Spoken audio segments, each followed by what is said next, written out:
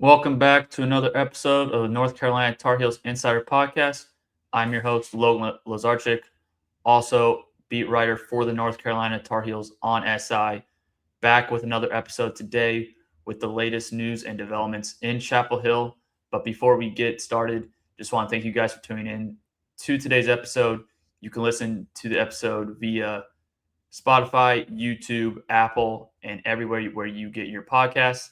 But with today's episode, we are going to cover the 2026 freshman recruitment class for the North Carolina Tar Heels. It's been an up and down road for North Carolina this offseason. And, with the coaching change of Hubert Davis to Michael Malone, the 2026 recruitment class initially took a hit with one of their top freshman talents brought in by Hubert Davis decommitting and signing elsewhere in the portal. But I do think Michael Malone has done a good job of incorporating, he's brought in three freshman players. He's inherited one, and we will cover all four of those players, what those players' impacts will look like in 2026, and project each player's role. And we will start with Maximo Adams, who is the player that Michael Malone inherited from the Hubert Davis regime. Maximo Adams is the number 21 overall recruit, four-star forward in the 2026 class. And following Dylan Mingo's decision to leave the program shortly after Hubert Davis was let go, there was a lot of concerns about Maximo Adams potentially being the next man out in North Carolina, and people were thinking that he could follow Mingo and look elsewhere for his collegiate career. But he stayed at North Carolina. He made an emphasized that he wanted to play under Michael Malone and this staff. And I think, Michael Malone being able to keep him, being able to, instill confidence in him that he will be a big part of this team is a huge deal. And Maximo Adams is one of these players where he has a wide range of outcomes on this roster based on, opportunity, talent. I mean, I think he has a talent to be an NBA player. One and done. I don't know if that's really in the cards, especially if Matt Abel is around and doesn't declare for the 2026 NBA draft. But right now, Abel seems pretty much on the fence of his decision, regarding the NBA or coming back to Chapel Hill. And, he committed to North Carolina in the portal. He signed last week officially with North Carolina, but his performances at the Combine have made it a more difficult decision for him. So if Matt Abel is in the picture, he's most likely going to be the starting small forward for North Carolina, which would, push Maximo Adams to the bench. But even in that role, I do expect Maximo Adams to thrive. And I do think, under Michael Malone in this system, Adams, I think his ability to score on all three levels, he has a good handle. He can play defense, good touch around the rim. He can shoot. He can create off the dribble. He can catch and shoot. He's really the complete package. And I think it's just a matter of opportunity and taking advantage of, the minutes he gets off the bench in the event that Abel stays in North Carolina, which North Carolina wants Abel to stay.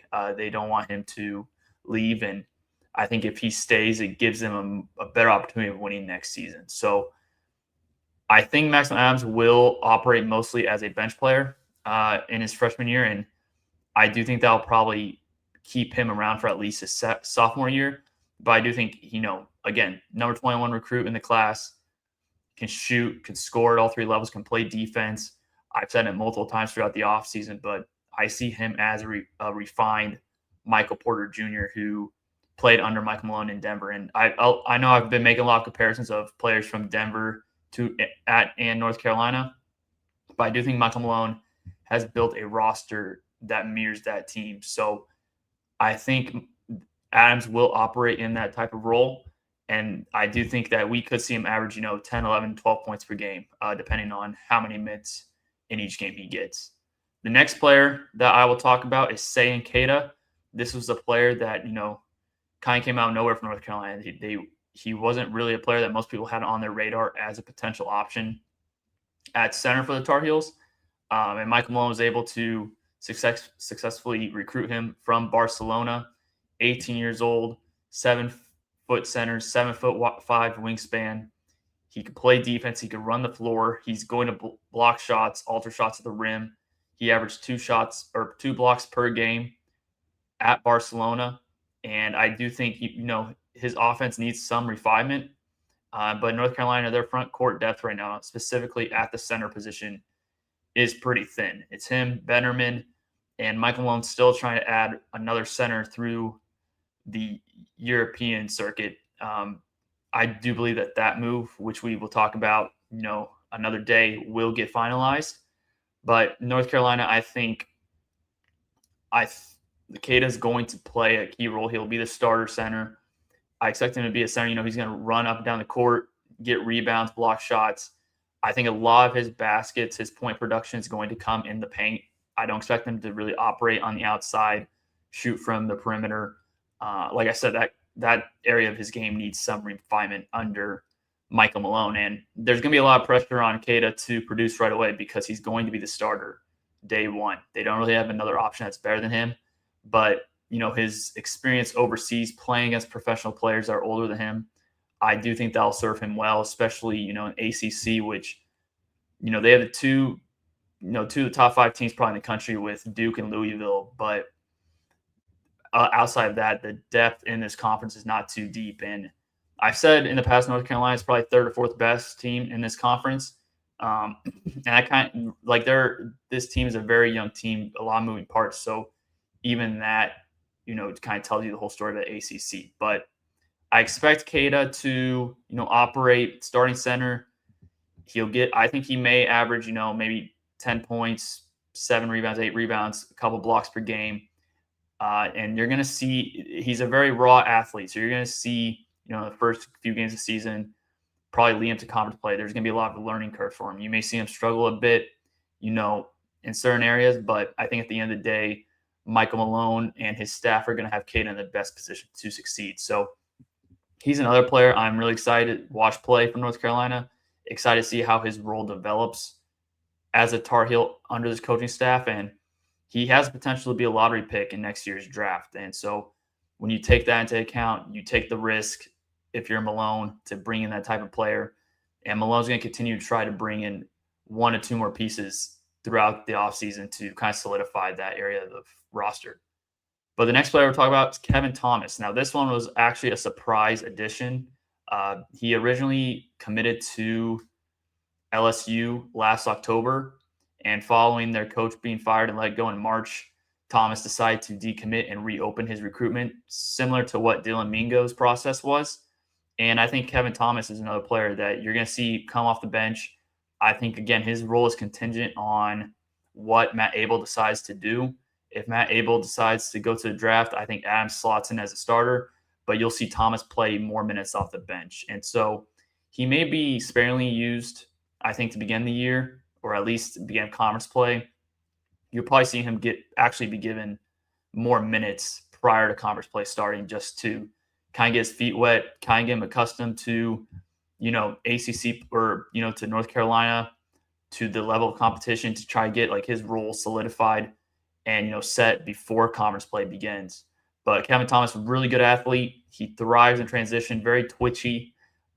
He kind of reminds me a little bit of a more like Seth Trimble, definitely 2 different players, 2 different positions, but they put pressure on you in transition and they will attack the basket. And we saw Thomas do that, high school tape. He's done that a lot. He averaged nearly 15 points per game during his senior year.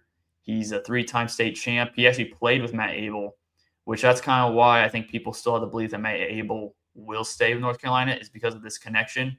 And, Kevin Thomas, I think his agent, Kenny the Jet Smith, who played at North Carolina, I think, that was also a huge part of it as well. But I think the fact that Matt Abel, they were former teammates in high school, and I do think that was a key point in Thomas's decision. But he's another player where I expect, we'll see how his role is coming off the bench. There's going to be some inconsistencies. Like I said, really raw athlete, twitchy. He can shoot at times. He can attack the basket. He will take advantage as a defender. He has very fast feet. He can read passes. I do expect him to be, really good at defending right away, but I do think that this is more of a upside acquisition from Malone and his coaching staff. I think, you know, they wanted to bring in somebody that they could develop. And if you look at this entire roster, a lot of it is developmental pieces. Terrence Brown, he's been there, done that. He's a senior. Abdallas, I believe that he's almost, a finished product, but there's still stuff to his game that he can improve, which makes him even more of a scarier player for oppositions. And then you have Jaren Stevenson, who's been there. Matt Abel, he was a freshman last year. His game can really grow in this system, grow with Michael Malone, grow with his talent around him at North Carolina. And so there's a lot. And Keita's, developing. He's only 18 years old. He came from overseas. Maxwell Adams is an incoming freshman. Thomas, incoming freshman. And Thomas was a number 94 recruit in this year's class, 4-star forward. He's a bit undersized, 6'7", 190, but I do think that he'll add some weight during the offseason workouts. And, I think he's going to be another player where you're going to see him in specific spots on defense, picking up players full court, putting pressure on the ball, gain around screens. I really think you're going to see him thrive in that role. And offensively, it may be limited production this year, but I do think if he stays multiple years at North Carolina, you'll see that part of his game also evolve. So Thomas, another really exciting player for North Carolina. If you look at Michael Malone's, transfer portal acquisitions, recruitments he's made in the last month or so, you could see the identity, what he's trying to get out of these players and what players he's, targeting. So Thomas is another player I'm really excited about. And then the last one we'll talk about, actually Kenny Smith's son, Malloy Smith, 3-star guard in this class. It's kind of tough to, judge what his role is going to be on this team. You still have Jaden Young, Isaiah Dennis, Terrence Brown, Nicholas Abdallas. The backcourt's pretty crowded. So Smith is probably a player. He's going to be a multi-year player there. I don't really know what to expect from him his freshman year. I do think eventually he could develop into, a really good depth piece, but I don't really expect a lot of minutes out of him in 2026. It probably have to, injury would have to occur, or, Jaden Young or Isaiah Dennis would have to struggle a bit for that to transpire. But I do think Smith is a really good future asset for this team, for Michael Malone. And I also think just like, his dad was a former NBA player. I think that experience will help him. He could be somebody off the bench, that can kind of lead at times if need be. Still a very young player. And you have other veteran players on this team that will probably inherit that role, just because of more experience. But I do think Malloy Smith could play a role sometime down the line. It kind of depends on what they do in the recruitment pool in the future years, what happens in transfer portal, But I do think North Carolina, when you look at this roster, there is a clear image and clear identity that Michael Malone is trying to establish. And it's a lot of developing players, a lot of moving parts, and it's not going to look clean right away. I think you're going to see Michael Malone kind of experiment a little bit throughout the early parts of the season prior to conference play to get these roles all worked out before they play elevated competition ACC. Like I said, Duke, Louisville, Virginia. Those are the type of teams that North Carolina needs to be concerned about this year. And I think them in Virginia, I would view them on that 3-4 line in the conference with Duke and Louisville as the clear 2 favorites, clear 2 best teams in the conference. And North Carolina has a lot of work to do to meet those teams' levels. But I do think with Michael Malone, with the depth that he has assembled in recent weeks, I do think North Carolina at times could give teams like Duke or Louisville trouble. Right now, North Carolina is not viewed as, one of these elite teams. They're more viewed as, near the 8 seed, 9 seed line in the NCAA tournament, even an extended field with 76 teams. So I think North Carolina has a lot of work to do, but I think under Michael Malone, this first year, he's just trying to set a foundation. And I think that's why you're seeing a lot of developing players being brought into the program rather than, home run hitters, big names. And, just because you bring in a big name, just because you bring in somebody who's well-known doesn't mean that they're going to fit your system. And so I think Michael Malone has recognized that, and I think he's attacked this offseason correctly and perfectly fine. I think he knows what he's doing, and I think this year, just more importantly than anything, is just establishing a culture, getting back to winning, I want to expect a national championship or anything like that. But if the North Carolina Tar Heels can reach a Sweet 16, possibly, push for Elite Eight appearance, win multiple games in the NCAA tournament is something that needs to happen because they're coming off back-to-back, first round exits. But yeah, North Carolina, very exciting. This freshman class, I think these players will fill out depth on the roster. You'll see them play, minutes in big time moments throughout the season. But yeah, I think North Carolina has something built here, and I do expect bigger things than people expect. I think the expectations are relatively low in Chapel Hill. But with that being said, that will do it for our episode today. Again, thank you for tuning in, and make sure to listen to this podcast every day of the week, Monday through Friday, covering all North Carolina news, basketball, football. We'll be here all off season heading into the regular season.